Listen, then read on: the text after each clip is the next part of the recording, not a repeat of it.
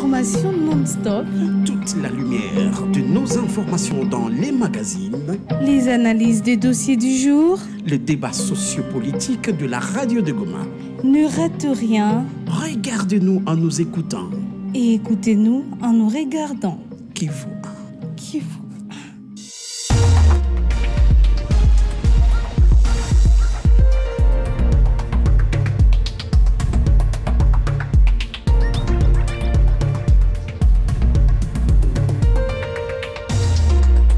Vous êtes sur Kivu 1, vous êtes les mieux informés, le journal de 7 heures, les titres sans transition. À la une, l'une des toutes premières journalistes de la province du Nord Kivu depuis 1965 sera enterrée ce mercredi 5 avril 2017. Élisée Zaitouni Abedi, appelée Maman Kibira, a laissé un testament à sa famille de rester unis et de gagner leur vie par le travail comme elle.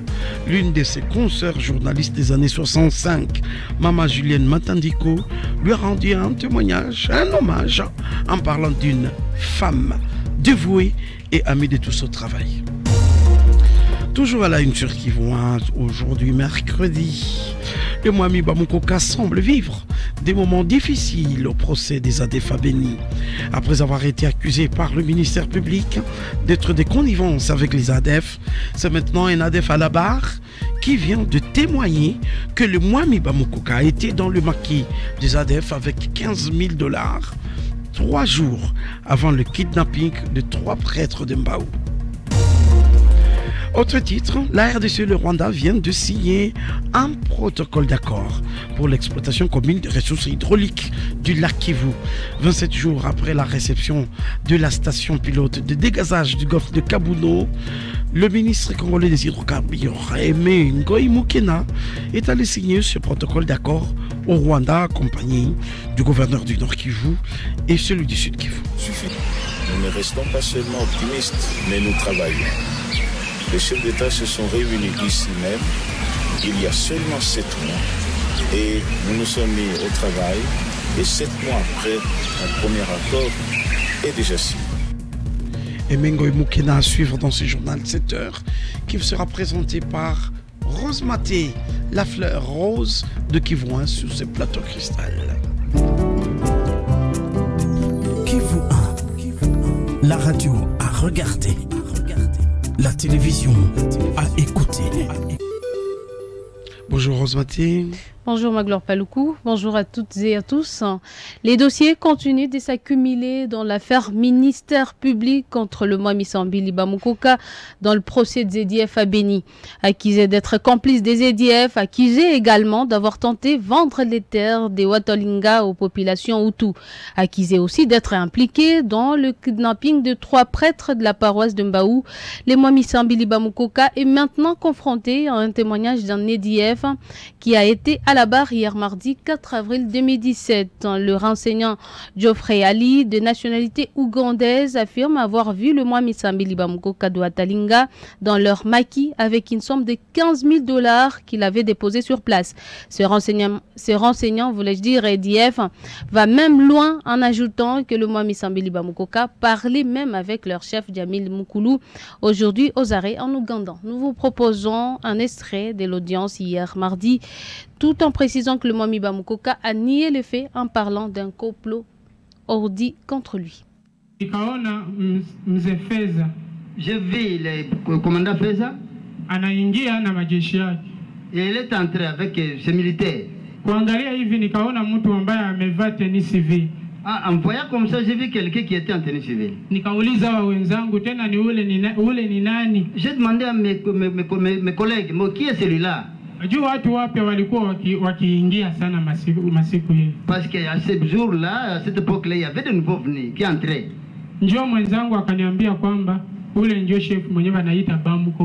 Et mon ami, mon collègue m'a dit que celui-là, c'est celui qu'on appelle chef Bamukoka. Il est venu, il est entré dans le bureau où était notre commandant. Mukubwa nani? Jamil. Jamil alikuwa. Là où c'était Jamil. Sasa sisi tukarudi ku kazi zetu kawaida. Nous sommes rentrés dans notre service ordinaire. Tukapima kuuliza. Nous avons essayé un peu de poser des questions. Nikasikia kwamba aliacha $15,000.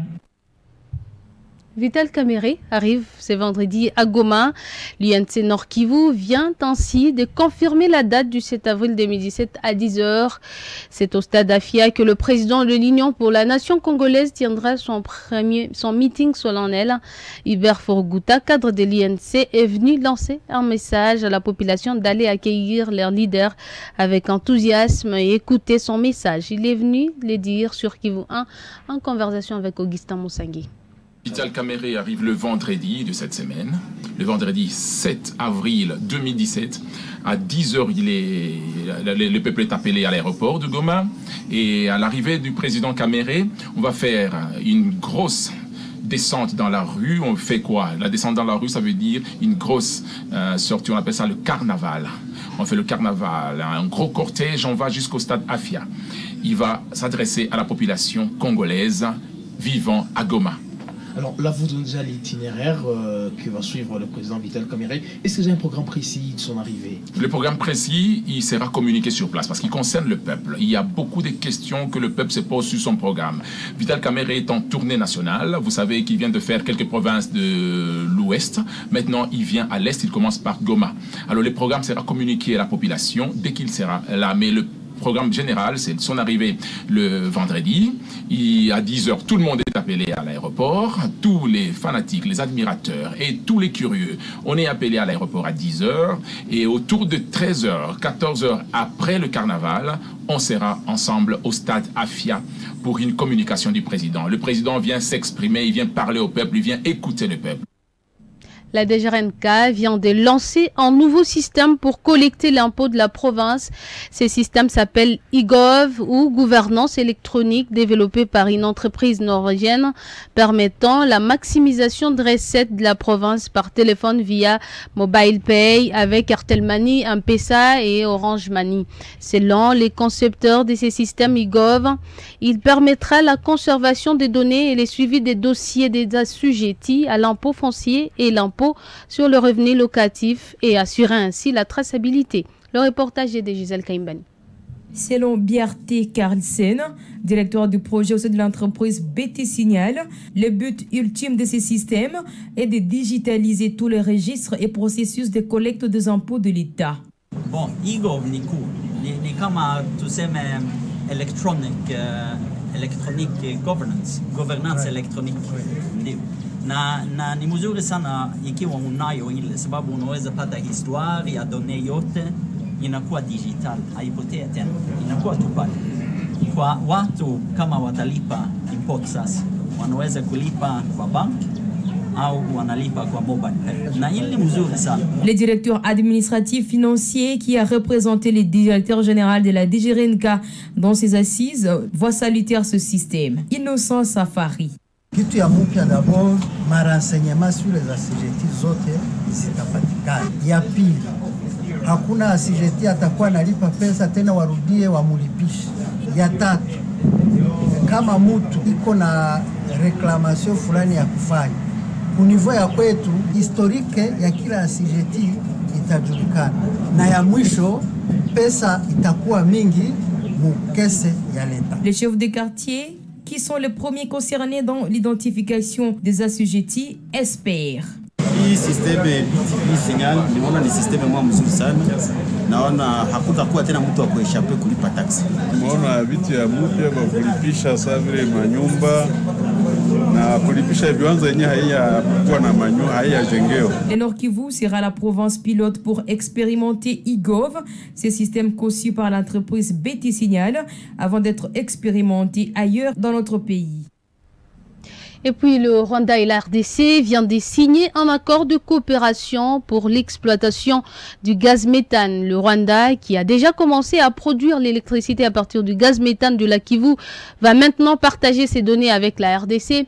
28 jours après la réception de la station pilote du dégazage du golfe de Kabuno, le 6 mars 2017, dans le lac Kivu, côté sud Kivu, le ministre congolais d'hydrocarbures, Ngoy Mukena, est allé à Rubavu au Rwanda, accompagné des gouverneurs gouverneurs Julien Paluku du Nord Kivu et Marcel Tchishambo du Sud Kivu pour signer les 10 protocoles d'accord hier mardi 4 avril 2017. Du côté congolais, le ministre des hydrocarbures Ngoy Mukena a dit que cet accord de coopération et de travail sur les ressources des hydrocarbures transfrontalière sera plus pratique que les discours d'il y a 40 ans dans notre région. Il dit être optimiste par rapport à la feuille de route du président Joseph Kabila et Paul Kagame qui se sont réunis il y a 7 mois pour lancer cette exploitation commune. Pour lui, le lac Kivu va maintenant produire des richesses pour les communautés dans nos deux pays car l'accord signé parle d'une coopération bilatérale. Quant au ministre rwandais des hydrocarbures, Vincent Biruta, il a affiché également son optimisme car, dit-il, le travail a déjà commencé. Nous vous proposons d'écouter les deux ministres chez nos confrères de la presse du gouvernorat du Nord Kivu. Nous ne restons pas seulement optimistes, mais nous travaillons. Les chefs d'État se sont réunis ici même, il y a seulement 7 mois, et nous nous sommes mis au travail, et 7 mois après, un premier accord est déjà signé. D'ici quelques temps, un deuxième, peut-être un troisième, peut-être un quatrième. Avec cela, alors, le lac va être suffisamment occupé pour produire des richesses à nos communautés. Les termes de ces accords prévoient que c'est une coopération bilatérale. Nous sommes optimistes parce qu'il y a déjà du travail qui a été déjà fait. Nous produisons déjà de l'électricité à partir du gaz méthane. Il y a des travaux d'exploration des hydrocarbures qui ont été réalisés, qui n'ont pas été conclus. Maintenant, nous voulons mettre nos forces ensemble et nous avons reçu une orientation très claire de la part des chefs d'État. Maintenant, l'accord est là, mais le travail commence immédiatement. Vivons ensemble. Notre diversité, c'est notre richesse. Nos différences sont nos forces. Soyons seulement tolérants et élégants. Pourquoi nous battre? Notre diversité, c'est notre richesse. Julien Paluku Karongia, gouverneur du Nord Kivu. Personne n'a choisi de naître dans sa communauté. Vous êtes Hutu, soyez fiers. Vous êtes Nande, soyez fiers. Vous êtes Tutsi, soyez fiers. Vous êtes Chi, soyez fiers. Vous êtes Hunde, Nyanga, Kumu. Chacun qui sent fier de sa communauté. Mais il n'y a pas une communauté plus grande qu'une autre. Nous devons cohabiter tous ensemble. Et je vous dis, il n'y a pas une communauté qui chassera aussi une autre. Ce message vous est offert par l'Union nationale de la presse du Congo, section du Nord Kivu, l'UNPC pour la liberté d'expression, la cohabitation pacifique et la paix.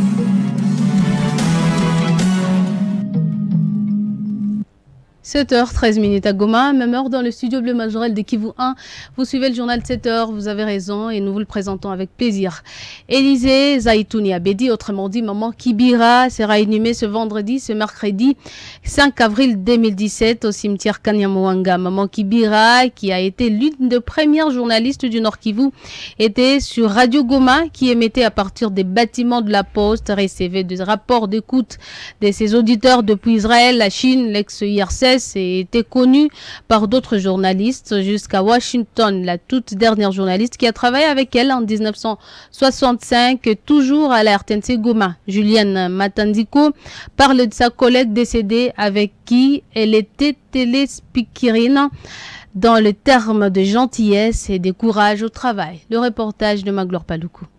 Nous sommes allés à la RTNC Goma pour rencontrer maintenant la toute dernière première journaliste qui nous reste, Maman Julienne Matandiko. Elle a travaillé avec Zaitouni Abedi, qu'elle qualifie d'amie et des souvenirs. Depuis 50 ans, cette femme est restée fidèle dans l'immensité du métier de journaliste. Julienne Matandiko dit de Maman Kibira, non pardon, elle l'a jamais appelée Maman Kibira, mais plutôt Abedi Zaitouni, une fille modèle, digne au travail dans les années 60, en 65 précisément.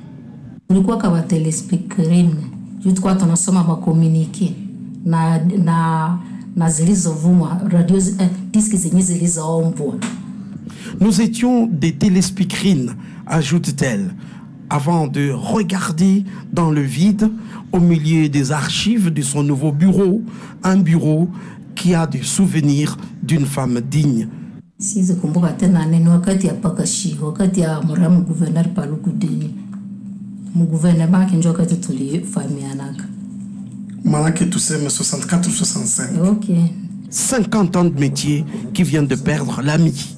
Elle reste la doyenne des journalistes du Nord Kivu après le départ et la présence silencieuse désormais. Avant de mourir dimanche, Élisée Abedi Zaitouni, maman Kibira, a lancé un testament verbal à ses enfants. L'un de ses fils, maître Néné Kibira, affirme que leur maman leur a demandé d'ailleurs, comme à l'accoutumée, de collaborer avec tout le monde, que la famille reste soudée et que le travail soit leur seul gagne-pain. Maître Néné Kibira s'est confié au micro de Magloire Paluku. Oui, comme d'habitude, c'est quelqu'un qui était pris d'amour du prochain. Elle a toujours été animée par un dynamisme interne dans le travail et dans le savoir-être, dans le savoir-faire. Elle nous a recommandé qu'on continue à collaborer avec tout le monde, que la famille reste soudée et que le travail soit le fruit de notre gagne-pain. Donc c'était ces dernières paroles, que nous puissions faire d'elle celle qu'elle a toujours voulu être, c'est-à-dire quelqu'un qui a toujours bataillé pour le bien-être des autres et pour le bien-être de la famille. Malgré son franc-parler, sa rigueur, Maman Kibira aimait rire et avait de l'humour. Elle a même composé une chanson prémonitoire dans laquelle elle racontait son amour pour la ville de Goma.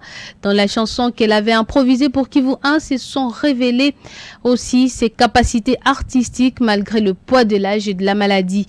Dans nos archives, nous gardons encore sa voix très radiophonique, son rire, son sens de l'humour et goût de l'art. Écoutez.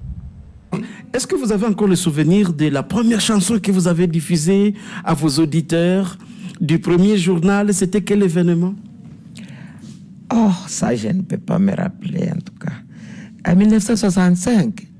Bon, moi, je sais que vous vous êtes marié parce que vous étiez une belle journaliste. Je me suis marié, oui, avec un ministre du gouvernement. Après une interview. Ce n'était pas après une interview, ma gloire.